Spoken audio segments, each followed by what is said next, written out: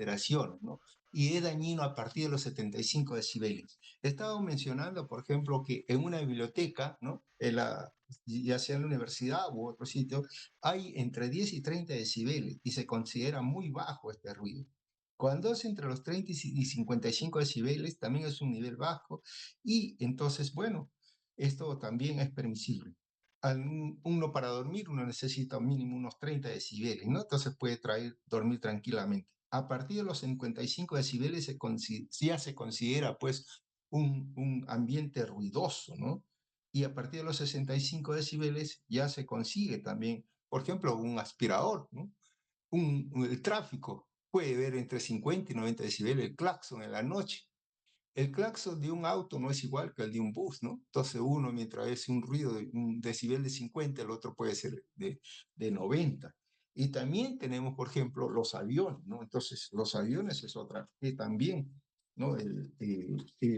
Los aviones son, imagínense ustedes, con 120 decibeles, es altamente peligroso. ¿Ves? Entonces, y no tan solo se ve ahí en la discoteca, si ustedes ven. ¿Qué efecto puede causar este ruido? Puede causar insomnio, fatiga, estrés, depresiones, ¿no? Y ansiedad, irritabilidad, agresividad, histeria, neurosis y aislamiento social. Imagínense ustedes solamente por tras de escuchar. Yo entiendo, no sé, ustedes son jóvenes, ¿no? Pero no sé cuando se van a la discoteca qué cosa es lo que se escucha, no lo sé, ¿no? O cómo se puede conversar a esto. Bien, factores biológicos también que vemos también y relacionado con la patología ambiental, tenemos las bacterias, virus, hongos, parásitos, la flora y la fauna, todos intervienen en esto. El medio ambiente psicosocial está en relación con el trabajo, la vivienda, el transporte, la familia, comunidad, el estrés, el crecimiento urbano. Todo esto es, ustedes como personas, ¿no? Ustedes están ahorita en su casa de repente o en la universidad. Entonces, dentro de la universidad, ustedes forman un grupo de trabajo. ¿Y forman con qué? Con los amigos que tienen mayor afinidad. ¿Y para qué? Para que todo esto sea pues un trabajo común, un trabajo en grupo, ¿no? Porque si se llevan dentro hablando de los estudiantes, no, todos no se llevan, a veces no tienen el mismo carácter, ¿no? Y no tienen también los mismos deseos de aprender o leer o desarrollar cualquier tema. Entonces eso a veces algunos se sienten incómodos y eso indudablemente afecta a todo eso. En la vivienda también igual, ¿no? Todavía en nuestra casa, ¿no? Entonces, si nosotros vivimos en una casa adecuada, una casa bastante conservada, ¿no? Con unos padres y familiares, todos que nos llevamos perfectamente bien, todo esto es, bueno, no hay mayores ambientes, pero si algo pasa, si hay alguna irregularidad, entonces también se ve afectada. Y no tan solo se ve afectada, ¿no? Por el comportamiento o el estrés que puede sobresalir en esto, ¿no? Sino el comportamiento general de las personas. El transporte es, ahora, actualmente, el transporte es un caos en el Perú, ¿no? Mucha gente tiene que salir en su movilidad y eso hace pues que el tráfico sea bastante congestionado para llegar a un lugar. Yo con la justa he llegado, por ejemplo, de que he salido de la universidad, he llegado casi las 5:10, 5:15 acá, ¿no? No me ha dejado con la justa para ponerme, ver qué cosa, de qué se trataba el tema y ver cómo íbamos a interpretar todos, ¿no? Entonces, y este transporte uno puede cometer una serie de irregularidades o de repente, ¿no? La misma cantidad de autos puede hacer que haga una mala maniobra y entonces que no veamos indudablemente comprometidos en problemas. Bien, y así es lo que se va a dar en la comunidad propia, ¿no? En la comunidad donde uno vive igual también. Entonces todo esto se ve afectado. El crecimiento urbano, a veces unos tienen la suerte de vivir en una zona bastante alejada, con mucha campo alrededor, ¿no? Y otros, bueno, tienen la suerte de estar en el centro de la ciudad, donde todo el transporte, el estrés que viene por los ruidos ambientales que hay, bueno, esto lleva consigo también a afectación de todo este medio ambiente y eso hace que haya pues una alteración psicosocial en las personas. Agentes ambientales patógenos, una serie de agentes ambientales, tenemos fármacos, ¿no?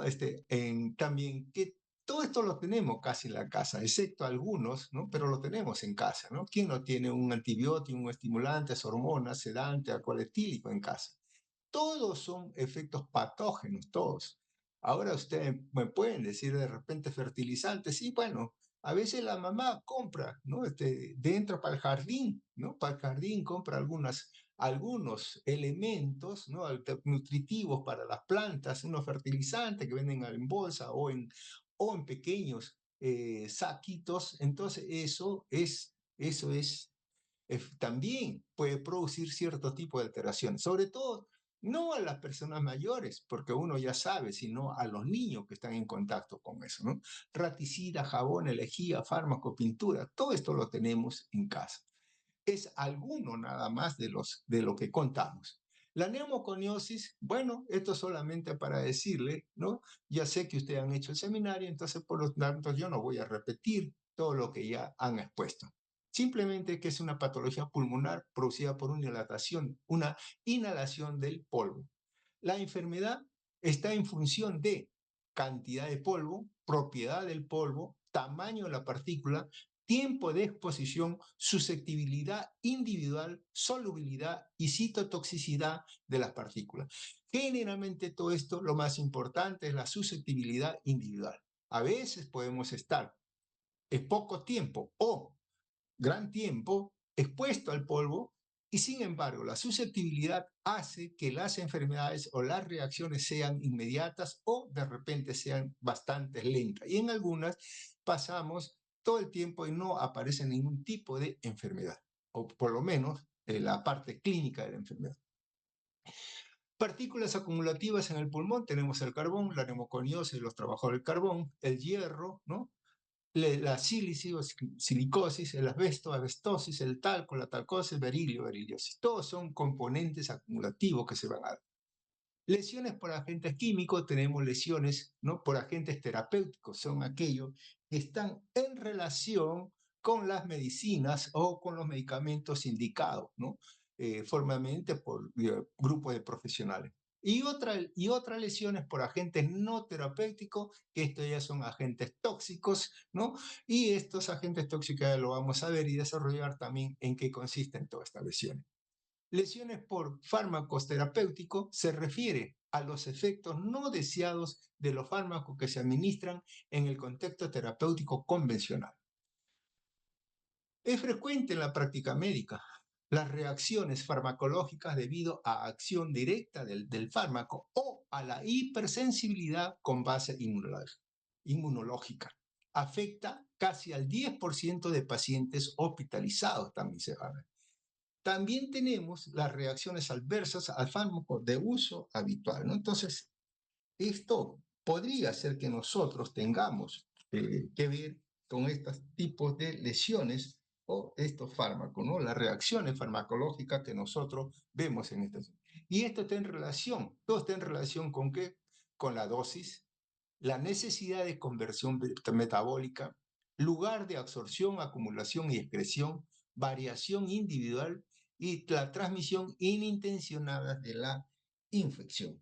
Muy importante, ¿no? Entonces, de acuerdo a esto, nosotros entonces tenemos también, y la susceptibilidad sobre todo, ¿no? La variación individual, porque algunos somos susceptibles y otros no susceptibles a esta reacción adversa cuando nos indica o cuando tomamos cierto tipo de fármaco.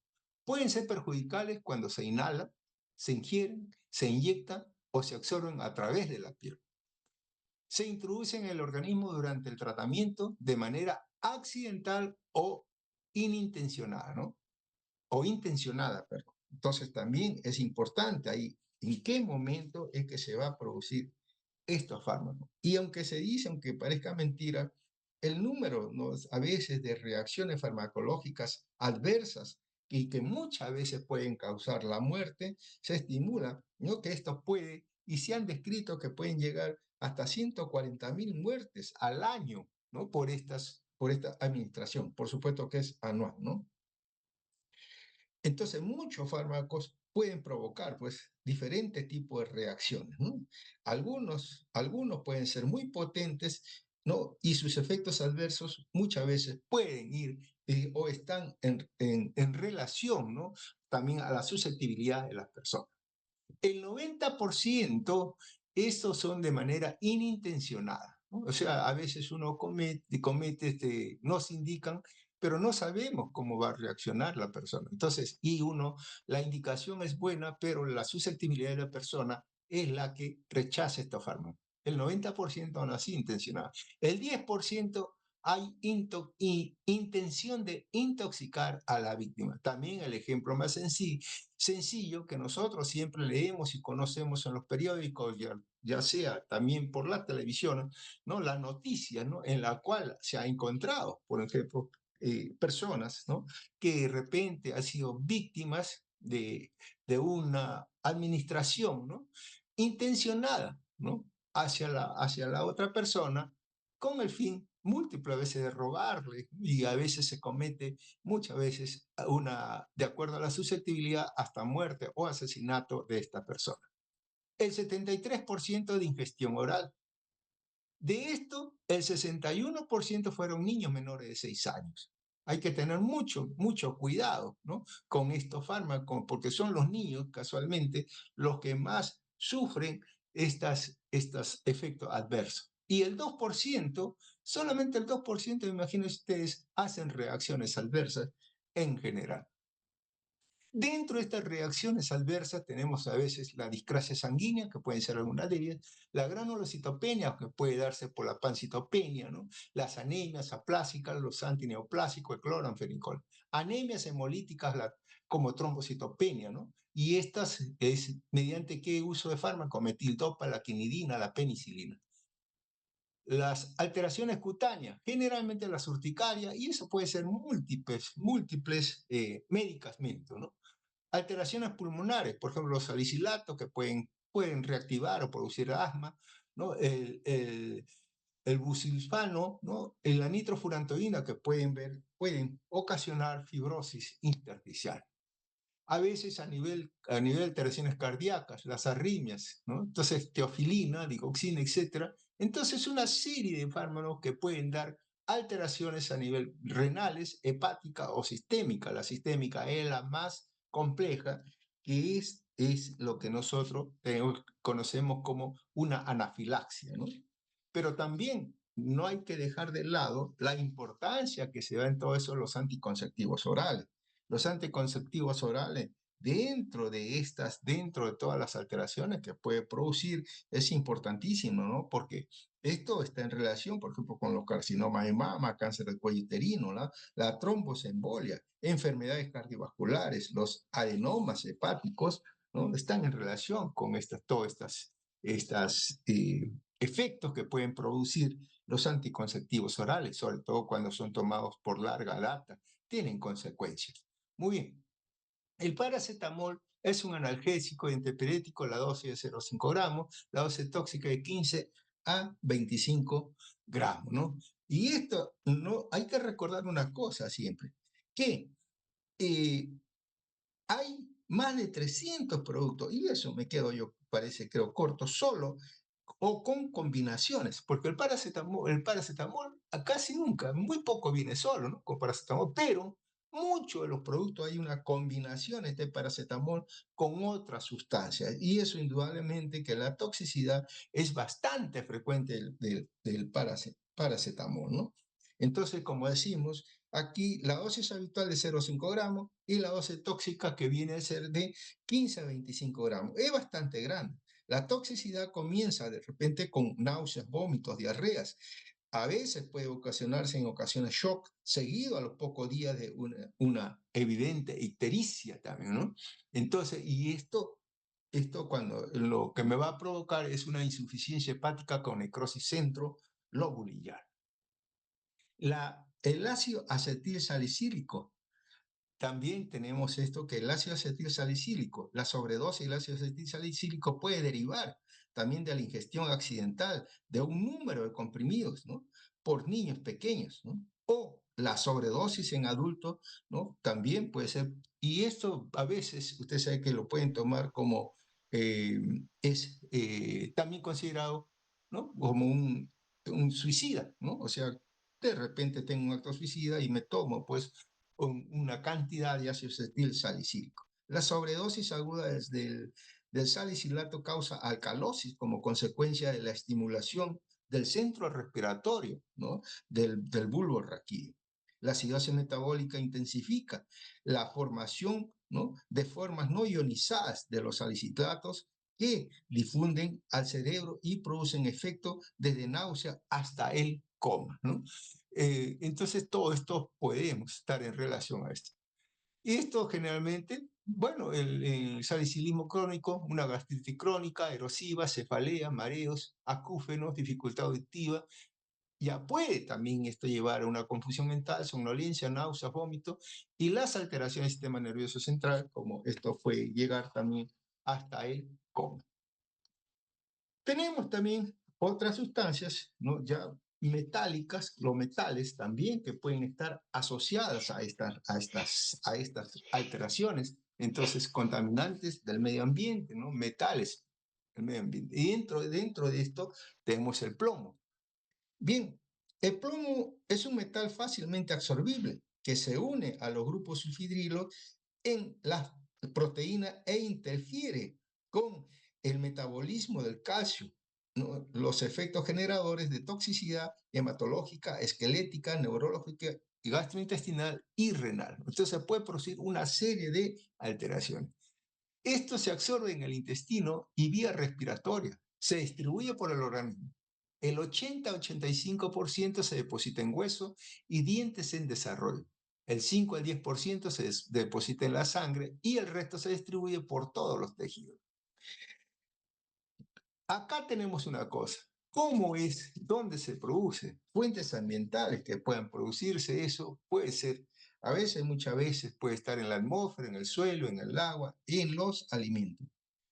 Muchas veces tenemos que tener en cuenta, por ejemplo, a veces son algunos profesionales los que le puede dar esto. Y estos profesionales, ¿dónde están aquellos que trabajan con las pinturas en aerosoles, por ejemplo, ¿no? Esa pintura que viene con aerosoles, ¿no?, que en esos tubitos, esos tienen bastante plomo, hay que tener mucho cuidado. Trabajo en fundición, en minería y extracción de plomo. En fabricaciones de pilas también tenemos esto.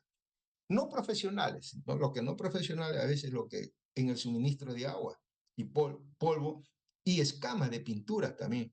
En los tubos de escapes de los automóviles y en los suelos también se pueden tener toda esta lesión. En los niños, los juguetes con pintura que contienen plomo, ¿no? La pintura de la casa, hay algunos niños que de repente comienzan a descascarar las pinturas de las paredes y eso se puede a veces, se le introducen a la boquita y eso puede causar pues cierto tipo o cierto grado de, de intoxicación en estos pacientes. El plomo, entonces, como habíamos dicho, compite con el calcio y se deposita en los huesos. Interfiere en la transmisión nerviosa y el desarrollo del encéfalo en los lactantes. ¿Y esto qué va a producir? Produce una ataxia, convulsiones y coma, ¿no? Entonces es lo que llamamos la encefalopatía por plomo en niños. En adultos puede producir una neuropatía periférica, ¿no? Altera las enzimas de la membrana impidiendo la acción de la bomba sodio-potasio con acortamiento de vida de los eritrocitos y también interfiere en la biosíntesis normal del EN formándose la protoporfirina sin como consecuencia. Esto nos va a dar pues un problema de anemia microcítica e hipocrómica. ¿Sí? El diagnóstico, cuando uno requiere el diagnóstico, entonces requiere también de un conocimiento permanente de su prevalencia. Hay que sospechándose desde alteraciones neurológicas en niños o de anemia inexplicable con punteados basofílicos en los eritrocitos. Las concentraciones de plasmáticas de plomo y de la protoporfinina libre tienen que ser mayor de 50 microgramos por decilitro. O de repente el diagnóstico definitivo sugiere entonces aquí el dosaje de protoporfirina sin para hacer y llegar a definir este tipo de intoxicación. Bien, el plomo, como ustedes pueden ver, también es un metal contaminante que mediante la ingesta tenemos en los alimentos sólidos, en las gaseosas, ¿no? En el aire también tenemos y en el agua. todo eso aproximadamente no son 230 miligramos al día que lo tenemos el plomo ahí. Pero también la suerte de nosotros es que los desechos en orinas, en heces, hace eliminar todo lo que ha sido introducida a nuestro organismo.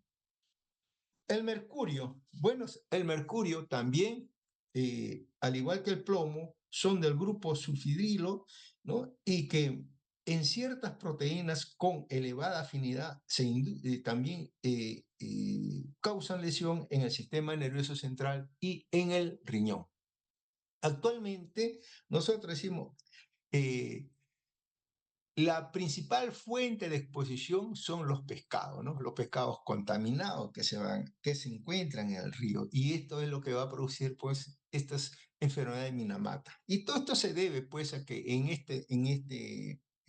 local, en esta bahía de Minamata, ocurrió la liberación de mercurio, ¿no? Y que tuvo como consecuencia una serie de peces, ¿no? Una serie de contaminación en toda esta fauna marina que hubo ahí. Y entonces ahí comenzaron a presentarse muchos pacientes, ¿no? En la cual comenzaron a verse parálisis cerebral, sordera, ceguera, retraso, ¿no? Retraso mental y defectos graves en el sistema nervioso central. Eso es lo que producía esta enfermedad de Minamata. También tenemos nosotros y los vapores de mercurio liberados también en las amalgamas dentarias. Eso también hay que tener en cuenta, porque aquí se dice que existen tres formas de mercurio, ¿no? El mercurio metálico, ¿no? O sea, el mercurio elemental, ¿no? Y o compuestos inorgánicos también tenemos nosotros, ¿no? Y sobre todo el cloruro de mercurio. Y el mercurio orgánico también, ¿no? La principal fuente de exposición, como ya sabemos, en los pescados es el metilmercurio, que es lo que va a afectar a todo y va a contaminar a estos pececitos. El arsénico es otro metal también que se encuentra en los suelos y en el agua. El exceso interfiere con el metabolismo celular, originando efectos tóxicos en el tubo digestivo, sistema nervioso central, la piel y también en el corazón. Su exposición crónica produce cambios cutáneos, hiperpigmentación e hiperkeratosis. También puede desarrollar el arsénico, desarrollar cánceres, en particularmente en los pulmones, en la vejiga y en la piel. El cadmio es otro, también tenemos acá otro componente, ¿no? Esto también puede producir, ¿no? Efectos tóxicos. El cadmio es tóxico, sobre todo para los riñones y los pulmones, ¿no? Mediante mecanismos inciertos que a veces implican aumento en la producción, ¿no? En las especies reactivas del oxígeno. Bien, los principales efectos del exceso del cadmio, a veces puede asumir o se puede traducir en enfermedades pulmonares obstructivas causadas por lesiones epiteliales alveolares y también por lesión tubular renal. La exposición del cadmio, la exposición del cadmio también se asocia a un riesgo elevado de cáncer de pulmón. O sea, no tan solo en enfermedad pulmonar obstructiva, sino también la exposición muchas veces también puede, puede ser, ¿no? Que se traduzca en estos tipos de enfermedad, un carcinoma pulmonar. Otros elementos que también tenemos nosotros son el óxido de nitrógeno, ¿no? El óxido de carbono, el dióxido de azufre, el compuestos orgánicos, ¿no? Pesticidas, disolventes, pintura, etcétera, agentes infecciosos y metales contaminantes que ya lo hemos visto. El monóxido de carbono, bueno, ya sabemos que es un gas no irritante, incoloro e inodoro e insípido. Se produce por oxidación imperfecta del derivado del carbón. Puede proceder de motores de automóviles, calentadores domésticos o con petróleo y también del humo del tabaco y de las industrias. El monóxido de carbono mata porque causa una depresión del sistema nervioso central. Actúa como asfixiante sistémico. La afinidad que es que el monóxido de carbono tiene afinidad, ¿no? Por la hemoglobina. Es 200 veces tiene más afinidad, ¿no? La hemoglobina por el monóxido de carbono. Entonces, esto pues se va a producir esto, la hemoglobina entonces no va a poder transportar, ¿no? el oxígeno, sino que se convierte en una carboxihemoglobina, ¿no? Y por esta afinidad que tiene tan marcada. Cuando se producen estos casos, ¿no? Cuando la saturación alcanza del 20 al 30%, aparece una hipoxia sistémica. Pero cuando llega de 60 a 70%, es probable que la víctima se quede inconsciente o muera. Cuando se interrumpe el monóxido de carbono, la víctima suele recuperarse, aunque puede quedar secuelas también neurológicas. El diagnóstico depende de la concentración de carboxihemoglobina en la sangre. Pero ojo que esto también, hay algunas, por ejemplo, el monóxido de carbono, ¿dónde se puede encontrar? A veces en una cochera, tenemos una cochera y eso es como efecto suicida, ¿no? Agarra, prenden el carro, entonces, y mueren feliz, tranquilo, no se siente nada. ¿Por qué? Porque a veces no se necesita gran tiempo tampoco para producir la muerte, ¿no? A veces uno puede necesitar minutos, nada más 10 minutos, y para llegar a este porcentaje, ¿no? Entonces hay que tener mucho cuidado con esta lesión. Igual también se ha visto casos cuando a veces se va la luz eléctrica y se utilizan generadores eléctricos y a veces lo utilizan dentro de la vivienda o en la cochera de repente, ¿no? Entonces eso hace pues que todo este monóxido de carbono comience a afectar a la persona. El monóxido de carbono generalmente tiene poca duración en el medio ambiente, ¿no? Es una duración muy corta lo que tiene, pero si uno está en contacto directo con ello puede causar toda esta patología. El monóxido de carbono también, ustedes pueden de repente leer de que esto puede producir, está en relación con el cáncer de pulmón. Pero, ¿qué cosa es? El monóxido de carbono no es directamente cancerígeno, no es directamente canceroso. Lo que significa es que no causa directamente la formación de células cancerosas. Sin embargo, puede ser un factor de riesgo para el cáncer en ciertas situaciones. Por ejemplo, la principal preocupación relacionada con el monóxido de carbono y el cáncer se centra en la capacidad para alterar el equilibrio del sistema inmunológico. Ejemplo, los trabajadores de la industria del acero, por ejemplo, están expuestos a altas concentraciones del monóxido de carbono. Y se ha demostrado que su exposición crónica está asociada a un mayor riesgo de desarrollar cáncer del pulmón. Entonces, también tenemos que ver que esta es una nota muy importante. Lo leí, me pareció interesante. Entonces, creo que ustedes también tienen el derecho a obtener este conocimiento. Lesiones por agente físico, tenemos traumatismo mecánico, la lesión térmica, también tenemos entonces lesiones eléctricas y lesiones producidas por radiaciones ionizantes, ¿no? Muy bien. Las lesiones, traumatismo mecánico. Bueno, tenemos ahí varias. La causa más frecuente son los accidentes de trabajo. Esos son los más frecuentes. Los patrones de lesión que se dan es, por ejemplo, la contusión, ¿no? ¿Y qué cosa es la contusión? No viene a ser sino heridas producidas por objetos romo que se caracteriza por una lesión de los vasos sanguíneos y extravasación de la sangre de los tejidos. Ejemplo, un hematoma, ¿no? A veces una piña, un golpe que se pueda producir en cualquier parte del cuerpo y esto produce un hematoma. Entonces ahí va a fluir liberación de hematíes, ¿no? Y extravasación de sangre. Eso se produce. La escoriación, herida producida por el raspado o frotamiento y asociada a la pérdida de la capa superficial de la piel. El ejemplo más sencillo también es un niño manejando o uno mismo manejando una bicicleta, por ejemplo, ¿no? Nos caemos, se cae en la pista está asfaltada, eso como una lija, y entonces se comienza a perder toda la parte de la epidermis, queda una capa roja eritematosa con punteado hemorrágico también, ¿no? Esta es la escoriación. La laceración es la pérdida de productos cuando el tejido es arrancado, ¿no? Las laceraciones pueden ser de diferentes formas y tamaños. La piel abierta puede verse como un corte, desgarre o una cuchillada, ¿no? Esa es una laceración. El desgarro es arrancamiento o ruptura por estiramiento, ¿no? De un tejido y que tienen bordes irregulares y dentados. Y los vasos sanguíneos a veces son respectados los que cruzan la lesión. Y un ejemplo lo podemos tener también a veces en los futbolistas, ¿no? Tienen un desgarro muscular, dice. Entonces, a veces un movimiento hace que eso se produzca una ruptura parcial o total de una parte muscular.